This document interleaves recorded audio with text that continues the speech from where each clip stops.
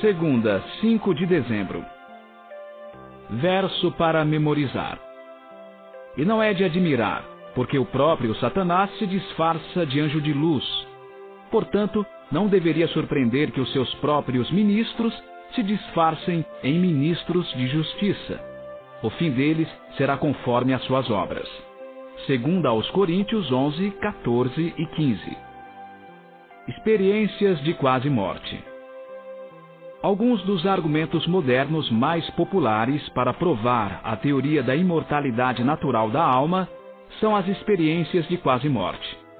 Em seu livro Vida Depois da Vida, o que acontece quando uma pessoa morre, uma pesquisa séria e impressionante do fenômeno da sobrevivência à morte física. Raymond Moody Jr.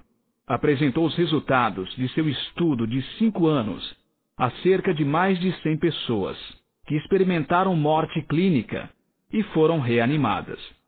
Essas pessoas afirmaram ter visto um ser de luz amoroso e caloroso antes de voltarem à vida. Isso tem sido considerado prova incontestável da sobrevivência do espírito humano depois da morte. Fecha aspas. Muitos outros livros promovem a mesma ideia. Ouça 1 Reis 17, 22 a 24. O Senhor atendeu à voz de Elias. A vida foi restituída ao menino e ele reviveu. Elias tomou o menino e o levou do quarto até a casa. Entregou-o à mãe dele e disse: Veja, o seu filho está vivo. Então a mulher disse a Elias: Agora eu sei que você é um homem de Deus e que a palavra do Senhor na sua boca é verdade. Segundo Reis 4, 34 a 37.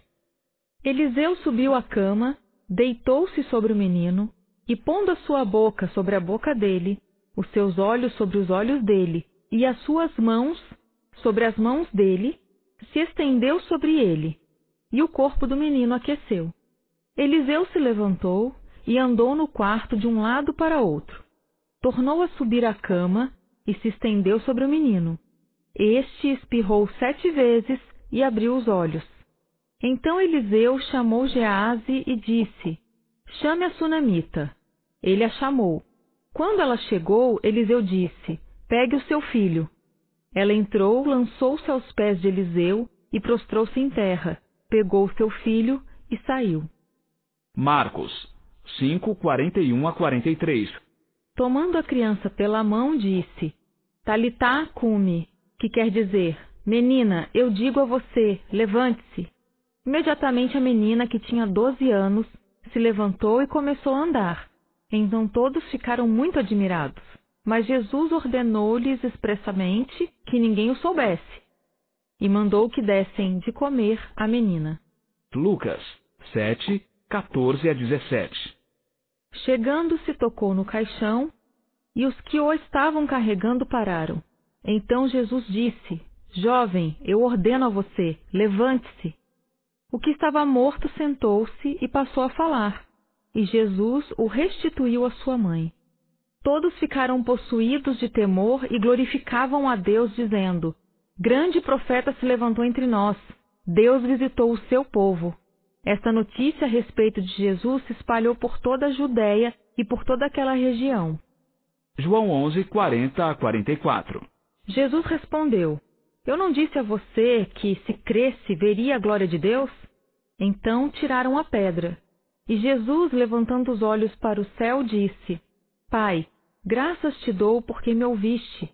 Eu sei que sempre me ouves, mas falei isso por causa da multidão presente, para que creiam que tu me enviaste. E depois de dizer isso, clamou em alta voz: Lázaro, venha para fora. Aquele que tinha morrido saiu, tendo os pés e as mãos amarrados com ataduras e o rosto envolto num lenço. Então Jesus lhes ordenou: Desamarrem-no e deixem que ele vá. Pergunta 2. Por que os relatos bíblicos de ressurreição não falam sobre uma existência consciente enquanto as pessoas ressuscitadas estiveram mortas? Todas as experiências de quase morte relatadas na literatura moderna são de pessoas consideradas clinicamente mortas. porém não mortas, de fato. Em contraste com Lázaro, que estava morto havia 4 dias, e cujo cadáver estava apodrecendo. Os que ressuscitaram nos tempos bíblicos jamais mencionaram qualquer experiência de vida após a morte, seja no paraíso, no purgatório ou no inferno. Esse é um argumento do silêncio, mas está de pleno acordo com os ensinamentos bíblicos sobre o estado inconsciente dos mortos. Mas e as experiências de quase morte? Se aceitarmos o ensino da inconsciência dos mortos, restarão 2 possibilidades principais. Ou se trata de uma alucinação psicoquímica natural, sob condições extremas, ou pode ser uma experiência enganosa sobrenatural satânica. O engano satânico poderia ser a explicação porque, em alguns casos, as pessoas afirmam ter falado com parentes mortos. Contudo, pode ser uma combinação dos 2 fatores. Portanto, é crucial nos apegarmos à Bíblia, independentemente das experiências que contradizem a palavra, sejam essas experiências nossas ou de outras pessoas. As experiências de quase morte, muitas vezes, vêm com o selo de aprovação científica. O que isso nos ensina sobre o cuidado que devemos ter, até mesmo, com o que a ciência supostamente prove?